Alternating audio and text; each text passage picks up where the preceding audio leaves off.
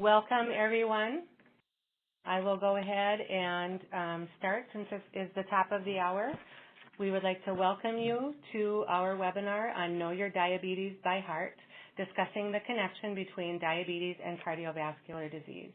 My name is Lisa Thorpe, and I'm a registered nurse, certified diabetes educator, quality improvement specialist, and I lead the work for cardiac and diabetes health for Great Plains Quinn, which is the Quality Innovation Network, Quality Improvement Organization for Kansas, Nebraska, North Dakota, and South Dakota. We aim to achieve better health, safer care, and lower healthcare costs. I welcome and thank our audience for participation today. We are very fortunate to have representation from healthcare partners and stakeholders from our 4-state region. Today's webinar will be recorded and posted to our website, greatplainsqin.org. Please note it will take 3 to 5 business days to be able to access the recording. There will be instructions at the end on how to obtain the CE credit. Also, please note that all lines will be muted during the presentation. You are welcome to post any questions and comments in the chat box. We will monitor these and address them at the end. The chat box is in the lower right side of the screen. I would like to share a patient story that was offered by one of our diabetes peer educators. The patient is Donna, who has type 2 diabetes and is in her early 60s. She has significant cardiovascular issues as well as diabetes for over 10 years. She signed up to take Diabetes Empowerment Education Program classes due to her continued difficulty with diabetes self-management. She has reported that she has financial difficulties that make purchasing and storing healthy food to be a challenge. She reports that she has difficulty with exercise due to pain in her feet and difficulty with motivation. She also has kidney problems and has had depression. Donna attended every meeting and completed the planned activities during the week, choosing some type of exercise to practice. Donna and the other participants in the class frequently spoke about their challenges managing diabetes and changing health behaviors. Prior to the end of the classes, Donna reported that she was checking her blood sugar with more regularity. She reported that she had been making more time for exercise and was eating better meals. At her last checkup, her A1C showed some improvement. Managing her health is still complicated and challenging, but she reported that she learned more about diabetes and how it affects all the systems of her body and how self-management can afford her the opportunity to live longer and be healthier. I wanted to share this story because I think it shows that the lives of the people with diabetes and heart disease are complicated. For Donna, a little bit of education helped make a breakthrough in better self-care management. It is now my pleasure to introduce our speaker, Dr. Eric Johnson. Dr. Johnson is an associate professor at the University of North Dakota School of Medicine and Health Sciences in the Department of Family and Community Medicine. He serves as the Assistant Medical Director for the Diabetes Center at All True Health System in Grand Forks, North Dakota. He is a family medicine physician who specializes in serving patients with all types of diabetes. I was very fortunate to be able to work with and learn from Dr. Johnson as we collaborated to bring the diabetes specialty to the small community where I worked using telemedicine. Dr. Johnson is heavily involved with the American Diabetes Association at national, state, and local levels in advisory capacities and is president of Tobacco Free North Dakota Board of Directors. He has various publications in the areas of diabetes and cardiovascular disease and has strong interest in technology management of diabetes and simulation in health sciences education. Welcome, Dr. Johnson, and thank you for taking the time to share your expertise with us today. I will now turn the presentation over to you. Thank you, Lisa. It's great to be here today. Thank you, everyone, for joining us. We are going to be talking about the American Heart Association, American Diabetes Association recent initiative, Know Your Diabetes by Heart, Diabetes and Cardiovascular Disease.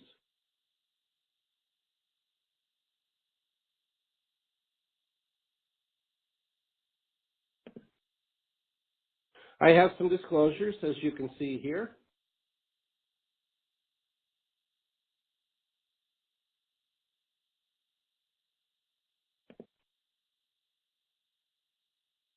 This is a program from the American Heart Association, the American Diabetes Association, and some industry leaders uniting for the program Know Diabetes by Heart. And we'll be talking about some of these materials specifically, as well as some general principles about managing cardiovascular disease in the setting of adults with diabetes. The initiative purpose is to reduce cardiovascular death and incidence of heart attacks and strokes in people living with type 2 diabetes. Our objectives are to describe pathophysiology of the diabetes connection to cardiovascular disease, to discuss risk factors that increase risk for heart attack and stroke, discuss techniques that can be employed to educate and engage patients to decrease risk of heart attack and stroke in the context of diabetes. We'll state the recommended blood pressure targets from AHA and ADA, blood glucose targets from ADA, and A1C targets from ADA. And we'll discuss how to use data to drive change and avoid clinical inertia.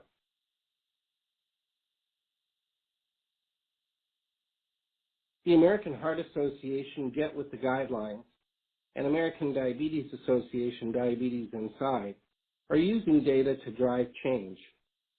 These initiatives are using data effectively and knowing that it's critical to improve care quality. As technology continues to advance, our ability to generate data evolves at a very rapid pace. However, many healthcare organizations struggle to access, analyze, and meaningfully use their data to inform and drive change. AHA's Get With the Guidelines programs and ADA's Diabetes Inside initiative are designed to help healthcare organizations better apply clinical guidelines and use their data to continually measure and monitor care processes over time, and to use these insights to inform constant and deliberate change to improve the lives of the patients they serve. If we review diabetes in the United States, I think we would all agree it's very common.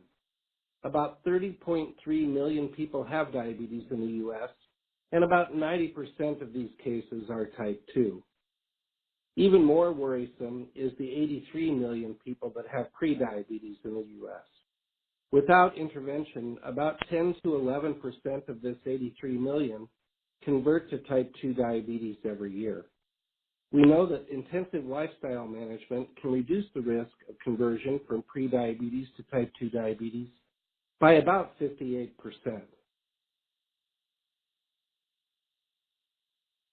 Diabetes complications touch many different organ systems, but for the purposes of this talk, we will focus on macrovascular complications to include cardiovascular disease, coronary heart disease, stroke, and peripheral arterial disease. Insulin resistance is linked to a range of cardiovascular risk factors, including hyperglycemia, dyslipidemia, hypertension, damage to blood vessels, clotting abnormalities, and inflammation. We should think of diabetes and insulin resistance as a chronic inflammatory state. There is a strong pathophysiology of the connection between diabetes and cardiovascular disease. Some of this material comes from a textbook chapter I wrote a few years ago on this topic. These include hyperglycemia, although it's a little bit unclear if A1C is as predictive for cardiovascular disease in adults with diabetes. It does have some association, but it appears that blood glucose variability and postprandial elevations may be more predictive of cardiovascular disease. As I mentioned, it's a chronic inflammatory state with risk of thrombosis, to include dyslipidemia and atherogenesis. Hypertension is extremely common in adults with diabetes, and inflammatory cytokines are part of the inflammatory cycle. Endothelial dysfunction is a common underlying factor in cardiovascular disease and diabetes pathophysiology, as well as oxidative stress. If we look at endothelial dysfunction specifically, it's related to the impairment of nitrous oxide production and activity, loss of vascular tone, and impairment of normal repair mechanisms in the endothelium of blood vessels. Increased platelet activation includes increased plasma fibrinogen, increased platelet aggregation, which promotes thrombosis, decreased fibrinolytic activity, which also promotes thrombosis. Changes in plaque character within blood vessels include a greater amount of lipid-rich atheroma in insulin-resistant states and increased macrophage infiltration and activation, all of which promote blockage of blood vessels, which is the underlying feature of cardiovascular disease and diabetes. Common risk factors for atherosclerotic cardiovascular disease include diabetes and insulin resistance, hypertension, and hypercholesterolemia.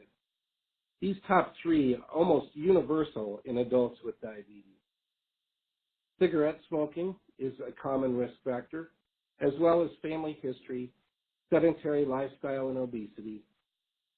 Postmenopausal women are at higher risk, as well as men over the age of 45.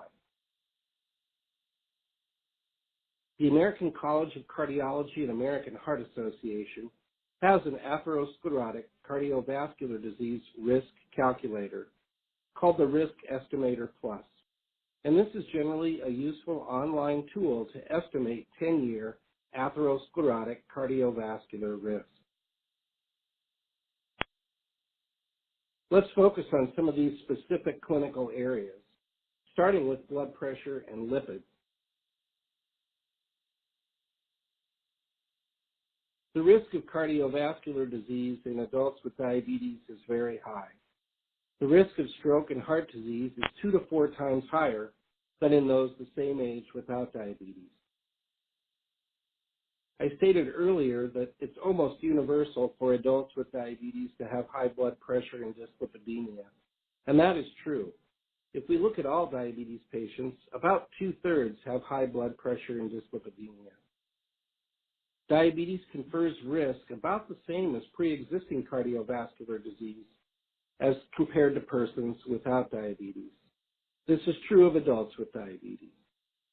Patients with diabetes have a reduction in life expectancy of about 4 to 8 years compared to same-age individuals without diabetes. At least 68% of adults with diabetes die from some form of heart disease, and 16% die from stroke.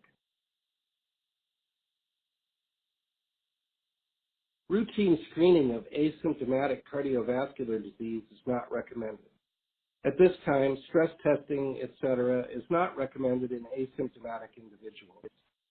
We treat these people as if they already have cardiovascular disease and treat their risk factors aggressively, to include lipids, blood pressure, smoking, sedentary lifestyle, etc. And we just need to accept that those with diabetes who are adults are at high risk.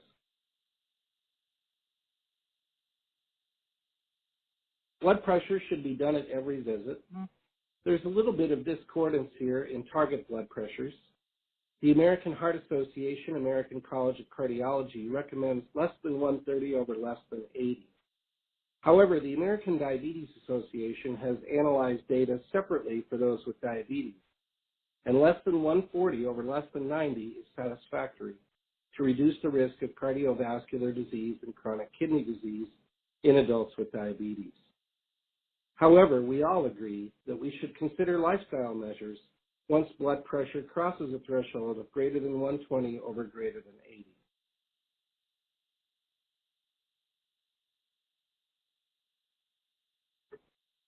There are specific guidelines recommended for hypertension treatment in diabetes. These come from the American Diabetes Association. As you can see, lifestyle management is recommended for all. On the left side, we note if an initial blood pressure is between 140 over 90 and 160 over 100, we would start one agent. That could be an ACE, an ARB, a calcium channel blocker, or a thiazide diuretic. If the initial blood pressure is greater than 160 over 100, we would start two agents. That could be an ACE or ARB, plus a calcium channel blocker, or a thiazide diuretic. If the patient has albuminuria or proteinuria, they should definitely have an ACE or an ARB in the mix. We would consider a mineralocorticoid receptor agonist, such as spironolactone, if the patient is not meeting target on 3 agents.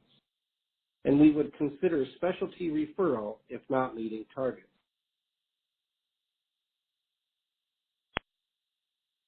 Hypertension treatment is well established to reduce cardiovascular disease and chronic kidney disease in adults with diabetes.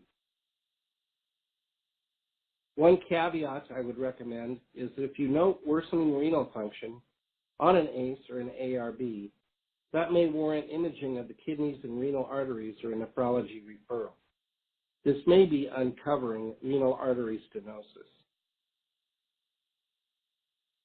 If the patient is on more than one antihypertensive, the American Diabetes Association suggests giving one of those at bedtime. This appears to smooth out blood pressure over the 24-hour period. Switching now to lipids or cholesterol, we know that there is increased cardiovascular risk with an LDL of greater than or equal to 100, with high blood pressure, smoking, albuminuria, family history of premature ASCVD, and those with established ASCVD. We obtain a lipid profile at the initiation of statin therapy and periodically thereafter because doing so may help monitor the response to therapy and inform about adherence. We used to think of these as target normals, but in adults with diabetes, we really use these to establish risk at this time. I'll explain. Anti-lipid therapy is recommended for virtually all adults greater than or equal to 40 years of age. Presently, it's recommended that a moderate intensity statin be used for virtually all of these patients. The reason why, as we've discussed, is they are thought to be at very high risk for cardiovascular disease. And I've again noted ASCVD risk factors to include an LDL cholesterol of greater than or equal to 100, high blood pressure, smoking, overweight or obesity, and family history of premature atherosclerotic cardiovascular disease. It would be very unusual to encounter an adult over the age of 40 with diabetes without at least one of these other risk factors. High-intensity statin therapy is recommended for those who have established atherosclerotic cardiovascular disease and diabetes, regardless of age. They may also be used, high-intensity statins, for those who have many risk factors. High-intensity statin therapy is limited to atorvastatin 40 to 80 and rosuvastatin 20 to 40 milligrams. Moderate intensity statins are listed on the right side of this table.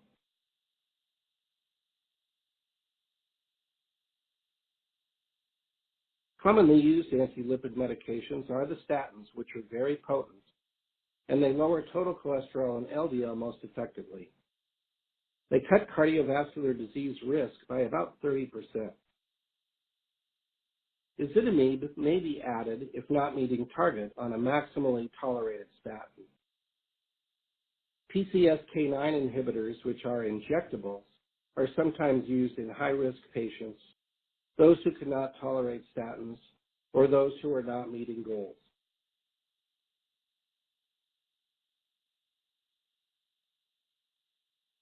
Caveats with anti-lipid medications include using with caution in known liver disease. However, these drugs may improve fatty liver or non-alcoholic fatty liver disease. Nevertheless, they're not FDA indicated for this particular condition. You would use with caution in more advanced kidney disease. Usually this means a dose reduction. If the patient is reporting increasing muscle aches, we may be seeing the rare complication of rhabdomyolysis. This is very important and can be fatal. I have personally, in 25 years, only ever seen one case of this, but it's not something that you would want to miss. So in summary, blood pressure and lipid treatment should include an ACE or ARB if albuminuria or proteinuria is present. For lipids or cardiovascular risk, statins are recommended first line plus or minus ezetimibe. Unfortunately, fibrates, fish oil, niacin, and colsevolam do not have a lot of good outcome data.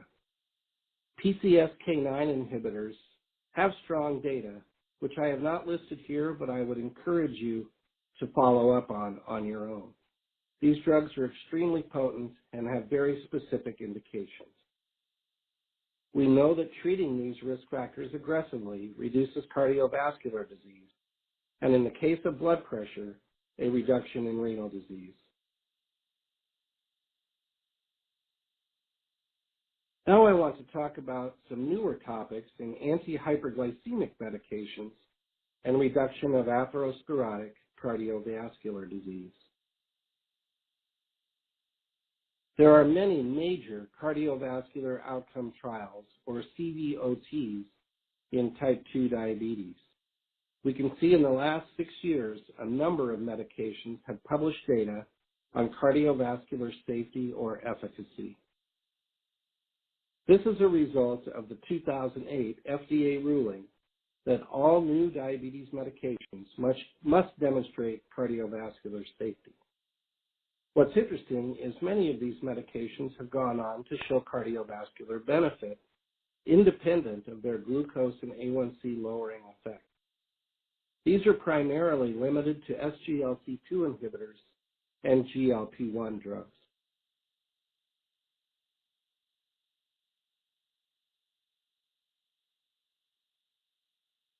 I want to talk a little bit about A1C and cardiovascular outcomes before we dive into the medication. For type 1 adults, it was felt that a lowered A1C and more intensive management may lower risk of CVD events. And in the EDIC study, which was the follow-up to the DCCT, there was a significant reduction in non-fatal MI, stroke, or cardiovascular death in those with more intensive management.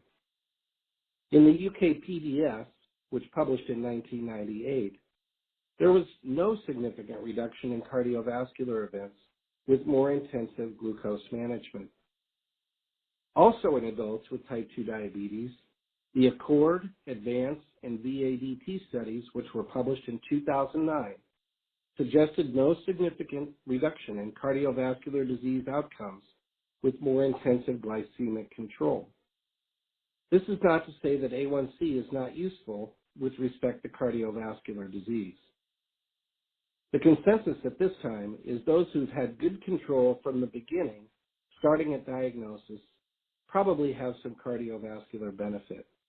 But lowering A1C in poorly controlled patients later on in their diabetes path may not make a big difference.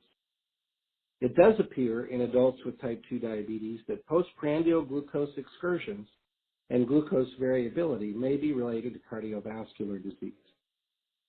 Remember as well that A1C is very predictive of microvascular disease, such as kidney disease, retinopathy, and neuropathy. The American Diabetes Association still recommends individualized treatment, and for many adults, this means an A1C target of less than 7, with preprandial capillary plasma glucose levels of 80 to 130, and 2-hour postprandial capillary plasma glucose levels of less than 180. In most patients, I find that I don't need a lot of different finger sticks to really figure out what's going on with them. If I have one preprandial value and one 2-hour postprandial value a day, I often can make some very good clinical decisions with what I need to do with that patient. Remember, though, that an A1C of less than 7 is not the target for everybody.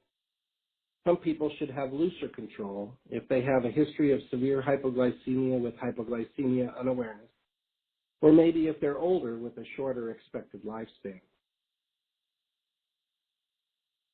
In October 2018, the American Diabetes Association and European Association for the Study of Diabetes issued a consensus statement on antihyperglycemic medications in type 2 diabetes with an overall approach.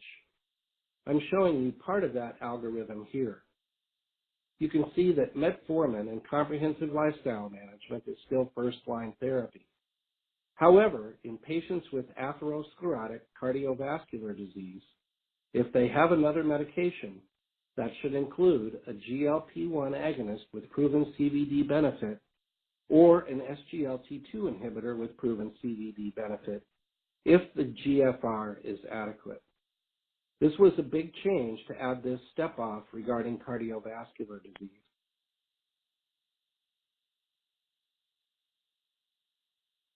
So in choosing an antihyperglycemic agent in the patient where atherosclerotic cardiovascular disease predominates, we should choose an SGLT2 or a GLP-1 with cardiovascular disease benefit. In the algorithm, this includes canagliflozin and epagliflozin on the SGLT2 side, although dapagliflozin has now shown benefit as well. It just isn't in the algorithm yet. On the GLP-1 side, this includes liraglutide and semaglutide, as well as now dulaglutide, which is not yet in the algorithm, but I anticipate that it will be.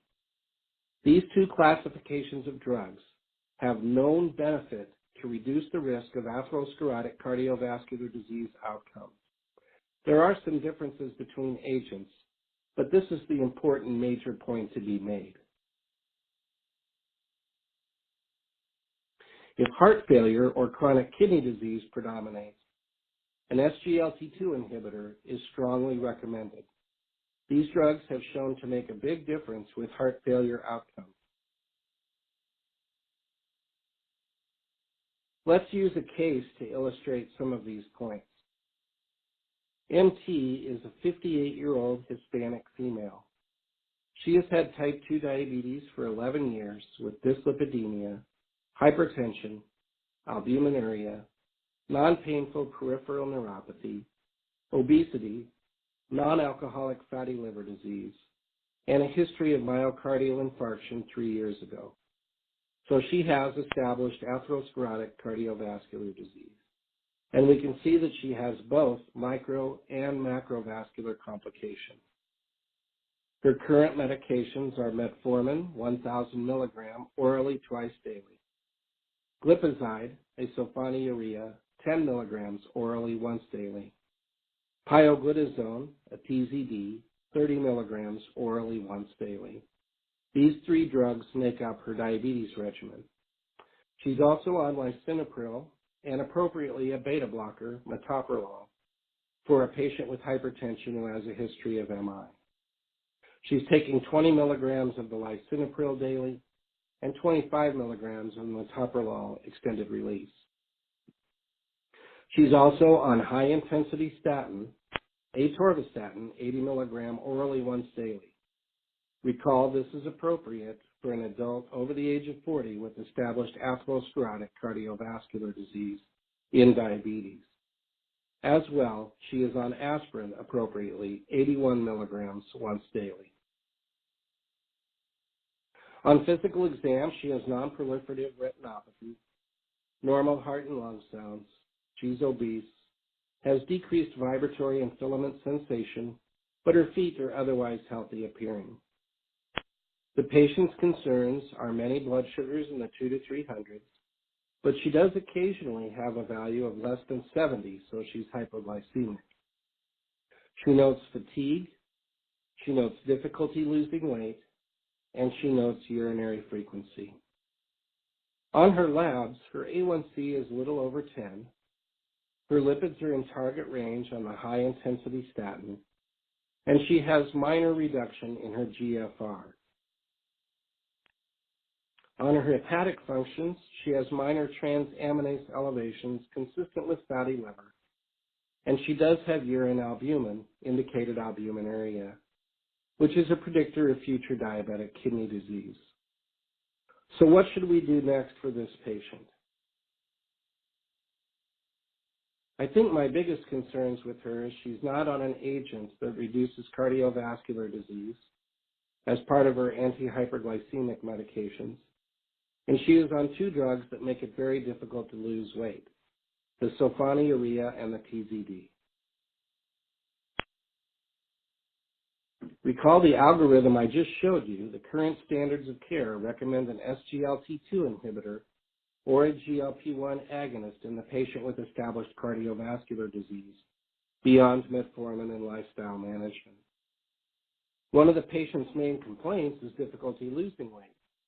Both of these drug classes are at least weight neutral and probably promote weight loss. My other concern here is this patient has had diabetes for a very long time. Once you get beyond about 5 to 7 years with an A1C over 9, it's very likely that this patient's pancreas is not producing a lot of its own insulin. This patient has an A1C over 10 with symptoms. The algorithm would suggest that we might add basal insulin as well to the mix. So we could do any of the following in this patient with established cardiovascular disease. We could add liraglutide, semaglutide, or dulaglutide in the GLP-1 class. It's very likely this patient would lose weight and would receive the additional cardiovascular benefit beyond weight loss and glucose control. We could add empagliflozin, canagliflozin, or dapagliflozin, drug class SGLT2, or we could use both for maximal weight loss. I would definitely continue the metformin as the renal function is adequate. Remember the new metformin guidelines. Those down to about a GFR of 40 can stay on metformin, unless they're having another problem with it. I would refer this patient to the diabetes educator and dietitian for interprofessional team care. I would review this person's activity level and exercise prescription. More than likely, this patient went to cardiac rehab after the MI, so we should review that and see what is safe for this patient. As well, as I said, I would actually stop a couple of agents here rather than just piling on more medication. I would probably stop the glipizide and pioglitazone. I don't think they're helping us very much, and it's probably making it difficult for this patient to lose weight.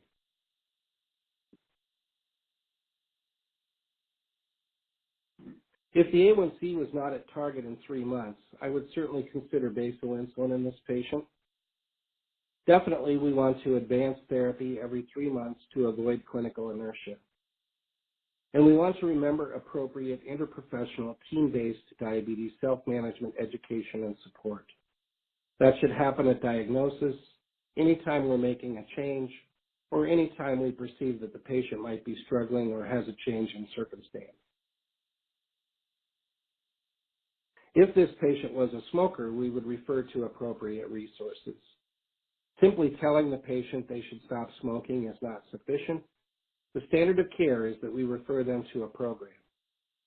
In many states, that might mean a free quit line or free online program. We would consider FDA-approved medications, and e-cigs are not FDA-approved medications at this time for smoking cessation. We don't want to forget about aspirin. Aspirin would be used if no contraindications and should be started in men and women with diabetes beyond age 50. I sometimes use aspirin in younger patients who have many risk factors and would definitely use it in those who have established atherosclerotic cardiovascular disease, regardless of age.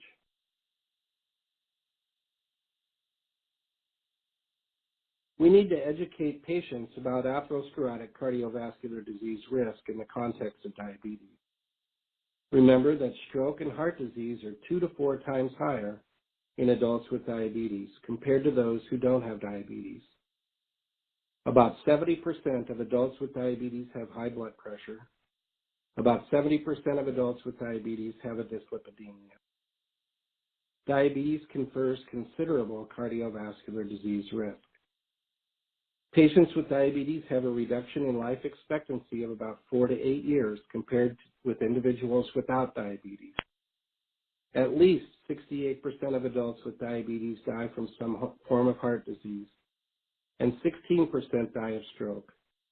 I'm consistently amazed how many patients are not aware of this connection between diabetes and cardiovascular disease. And we know that treatment matters. There are many different things we can do to reduce risk, including medications specifically for dyslipidemia and hypertension, newer diabetes medications that reduce cardiovascular risk independently of glucose control and weight loss, as well as more intensive lifestyle approaches. We want to educate patients about heart disease and stroke symptoms as well. I really point to TIAs with this. Many patients can have a TIA and have no idea what that is, or that it's a predictor for future stroke or other atherosclerotic cardiovascular disease event. I have also seen patients with fairly advanced disease without a lot of symptomatology. There are very large knowledge gaps that exist with patients in this area. So in summary, we want to assess a patient's cardiovascular risk at least annually in all patients with diabetes. Individualized targets for antihypertensive therapy can reduce atherosclerotic cardiovascular disease events, heart failure, and microvascular complications, which we really haven't touched on much today. Statin therapy has definite beneficial effects on atherosclerotic cardiovascular disease outcomes, and we're starting to approach 30 years of data with some of these agents. Aspirin is effective in reducing cardiovascular morbidity and mortality in high-risk patients with a previous history of MI or stroke. And certain antihyperglycemic therapies, most notably the SGLT2 inhibitors and GLP-1 agonists, can reduce major adverse CV events and mortality. We need to avoid clinical inertia. Clinical inertia is when no action is taken when it's warranted. Patients who are having difficulty with weight, patients who have a change in their circumstance, patients who have no reduction in A1C or improved glucose control.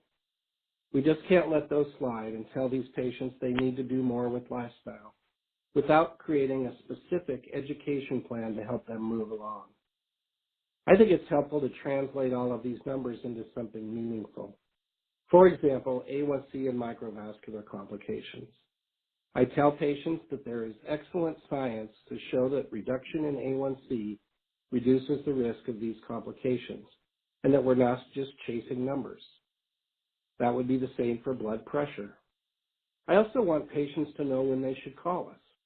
I'm amazed how many patients will be having a problem with a medication or with their blood sugars, but they don't think to call us and think that they can only visit with us about it during their clinic appointment. We want to be on the phone with them. There are many fires we can stamp out over the phone. We do a lot with phone counseling in our system, and I think many healthcare systems are doing this now as well. We always want to include a lifestyle counseling and reinforcement message and help people figure out ways to be more active. I'm of the belief that everybody can do something. And we need to meet people where they are at with motivational interviewing techniques, for example.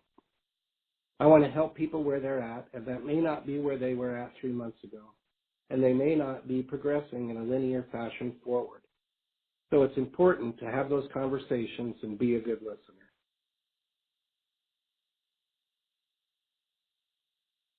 Just to review again these American Heart Association and American Diabetes Association QI system improvement initiatives, I would encourage you to look these up online, to include inpatient, Get With the Guidelines Diabetes Measure Improvement, and Diabetes Inside. On the ambulatory side, Diabetes Inside, which is an ambulatory measure and recognition program.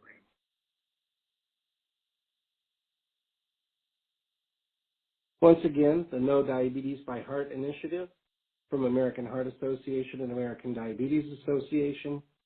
I'll review these core principles of Get With the Guidelines before we close. The focus is on quality improvement.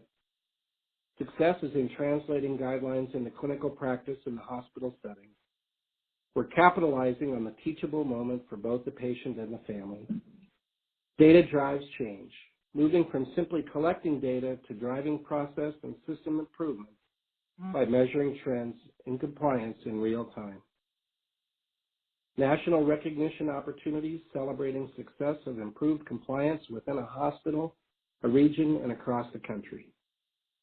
best practice sharing within the network of hospitals, and evaluation through analytics to highlight key insights as well as consider future efforts. In closing, diabetes and prediabetes are very common.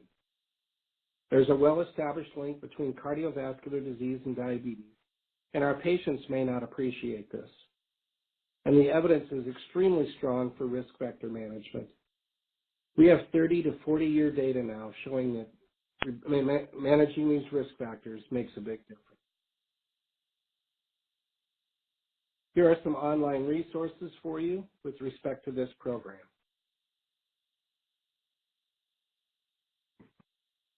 That's all I have at this time. I would be happy to take any questions. Thank you so much, Dr. Johnson, for that timely information and highlighting the importance of recognizing the connection between diabetes and cardiovascular disease. You may unmute your line using *6 to ask a question or simply chat in your question in chat. And I will start with the question. When you're considering the cholesterol panel, is there any one number that you get excited about? Like if you see a total cholesterol that's, let's say 232 or 242, and you see the HDL is actually high, so that's a good thing. You have HDL of 63 or 73, and then maybe your triglycerides and LDL are sort of borderline high. How do you approach that type of lipid panel? Well, with the current guideline from American Diabetes Association, it really has to do more with age. And if they are over 40 and have any other risk factor, which might be one of those factors from the panel, I would automatically treat them with a moderate intensity statin, regardless of what their values were. So we've really kind of rethought this a little bit. It used to be that we were really focused on these numbers when we made a decision about starting a medication. For example, if, quote, they had a normal panel, we might not treat them at all. But it appears that that's not adequate, and those over the age of 40 are almost always going to need moderate to high intensity statin to reduce their risk. Great, thank you. And I will refer to Jennifer, who is our chat monitor. Are you seeing any questions in chat, Jennifer?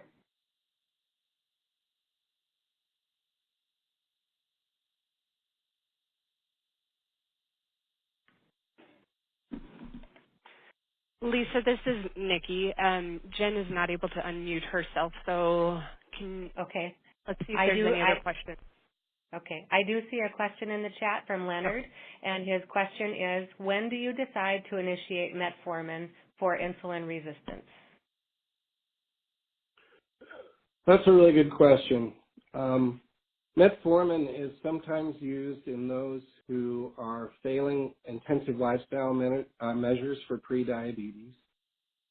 It is sometimes used in women with PCOS, and it's sometimes used in older patients with prediabetes who have normal renal function. Of course, in those with type 2 diabetes, it's recommended at the time of diagnosis, unless there's a reason they can't take it, like more advanced kidney disease or gastrointestinal side effects.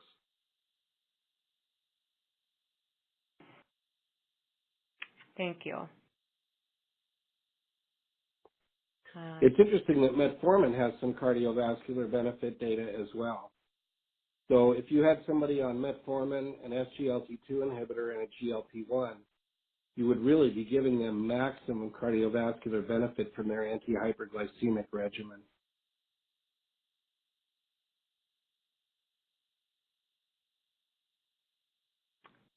Thank you. Please feel free to unmute your line using *6 if you would like to ask a question, or you can chat your question into the chat box.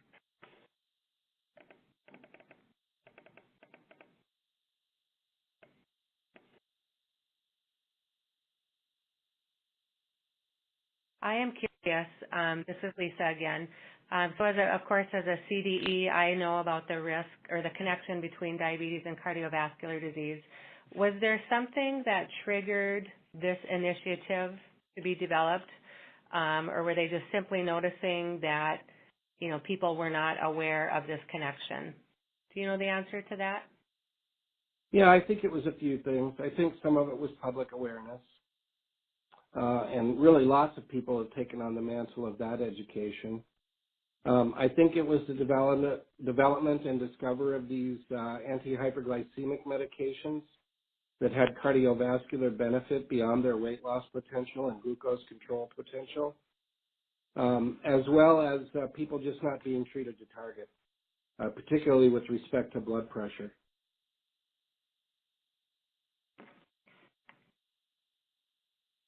Thank you. All right, we do have some time remaining. Is there any additional thoughts or any other questions anybody would like answered? Lisa, this is Jennifer, and I have successfully unmuted. I don't see any questions in the chat at this time. Oh, wait, one just came up. Any input regarding upcoming oral GLP-1 therapy? Yes, there is one in development that is in phase 3 trials. Looks like that's working out pretty well so far. I'm not anticipating this will be market ready for probably 2 to 3 years, but it's coming for certain. And we have an additional question in regards to that from Lori. Insurance coverage for GLP-1 or SGLT1 meds, question mark. No problem at all for most commercial insurance. And for Medicare D plans, they usually will approve one member of each of these classes. I'm not particularly fixated on any one drug since so many of them now appear to have cardiovascular benefit. The only one in the GLP-1 category that doesn't appear to have benefit is the oldest one, that would be Byetta. However, I just prescribe to the formulary. I'm not overly fixated on one particular drug.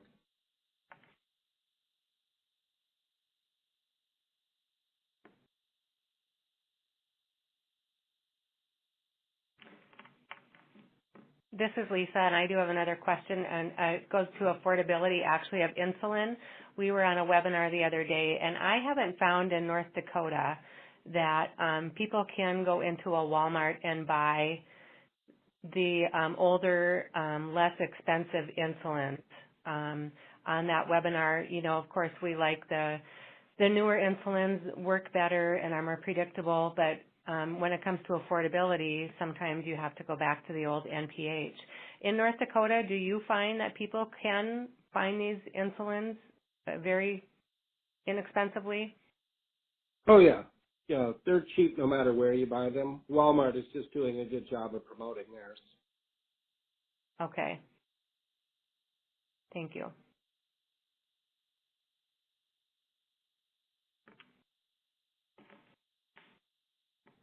Any additional questions? While we're waiting for questions to come in, I will just comment that the evaluation and link for CEs will be sent to the attendants after the webinar. You won't get it when you drop off the webinar. It'll come later. So the opportunity for a CE will be still forthcoming. And again, this is recorded, and it will be on our Great Plains Quinn website, so you can look for the recording there if you have some colleagues that you think might want to watch this at a later time. This is Jennifer, and I don't really have a question. It might be more of a comment, but I think I heard Dr. Johnson say that the better controlled a diabetic is across their, length of their disease process, the decrease there is for the cardiovascular risks.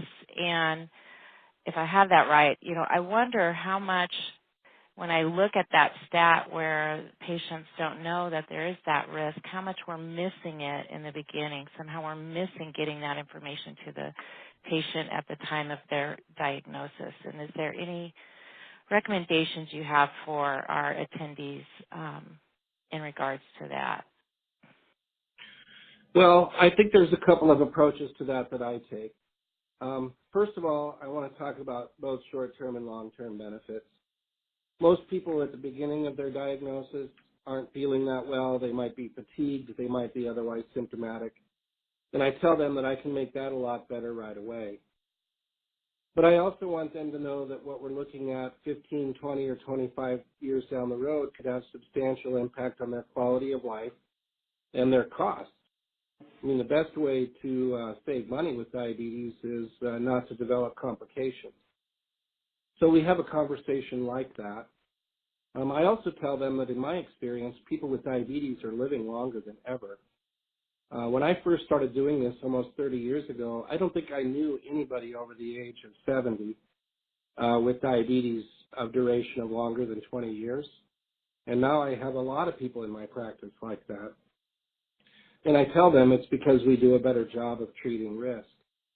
So I want them to understand that this is a disease that's every bit as fatal as it's always been, but there are so many things we can do early on that will make a big difference later.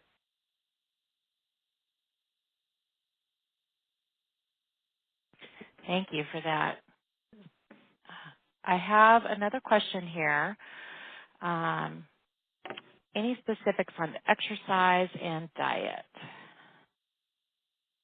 Well, a lot of it is calories in, calories out, but carb-controlled meal plans generally make it easier to control blood sugars. As far as exercise, that is highly individualized. People with cardiovascular disease have some safety concerns with exercise, and so we really need to work that out individually. For most people who don't have complications who are younger, if they can do 150 minutes a week and target a 5% weight loss, that is an American Diabetes Association target for improving glucose control and blood pressure. So those are some of the things I tell people to do. And that 150 minutes can be anything, and it can be additive. It might be 15, 10-minute periods of exercise, for example. So those are some of the generalities that I give people. I tell them to find a workout buddy if they can. I think accountability to somebody else is a good way to promote activity. And I think committing to something. I think a gym membership or something that requires commitment is a pretty good way to go as well. But some people like to work out at home. But I tell them not just to buy any old piece of exercise equipment. Try some things out. Make sure it's something that they will actually use. I have a recumbent bike because I like that better. I think it's more comfortable. I can read a book while I'm riding. I can watch TV while I'm riding. If I can do something else while I'm being active like that, I think I'm better at doing it. We have an additional question in chat. Do you have any input on the keto diet? The keto diet will promote weight loss. There's no question about it. It's almost impossible for people with diabetes to do because they must have a stream of carbohydrate, especially if they're on an insulin product. And going completely carb-free while you're on an insulin product is actually quite dangerous. If you're on some of the other medications that don't produce hypoglycemia, you might be able to do a modified keto, but what that really is just a very carb-controlled diet.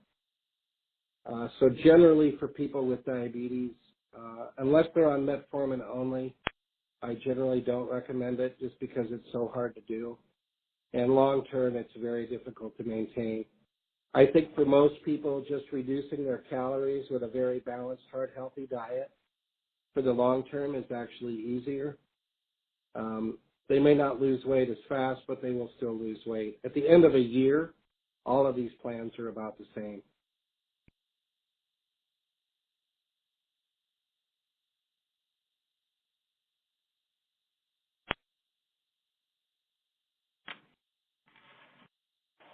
All right, thank you so much. We do still have about 5 minutes. If there's any other comments or questions, thank you for the great discussion. There's always so much to learn in diabetes management, and of course, diabetes management and control will help cardiovascular disease. Indeed.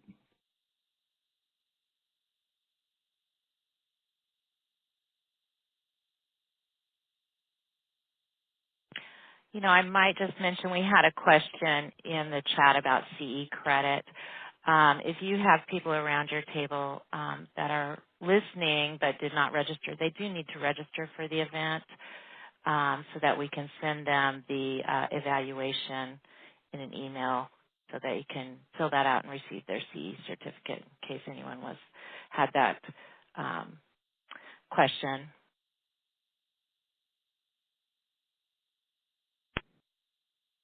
I do see a new question in there that says, can you touch on chronic alcohol use with these medications?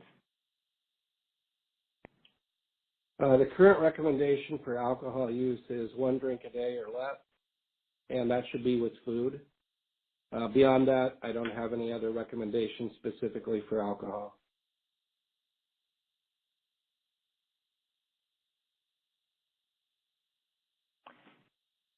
The question came from Linda. Linda, did you have a specific question regarding that? You could chat that in.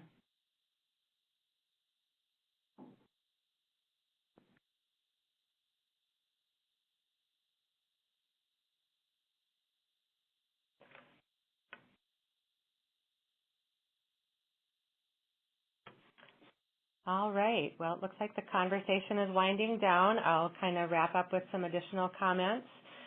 Thanks again, everyone, for your participation. We hope you find this information valuable and applicable. Please take a moment to offer feedback on the WebEx to help us ensure we are meeting your needs with our educational offerings, and we certainly value your feedback and input.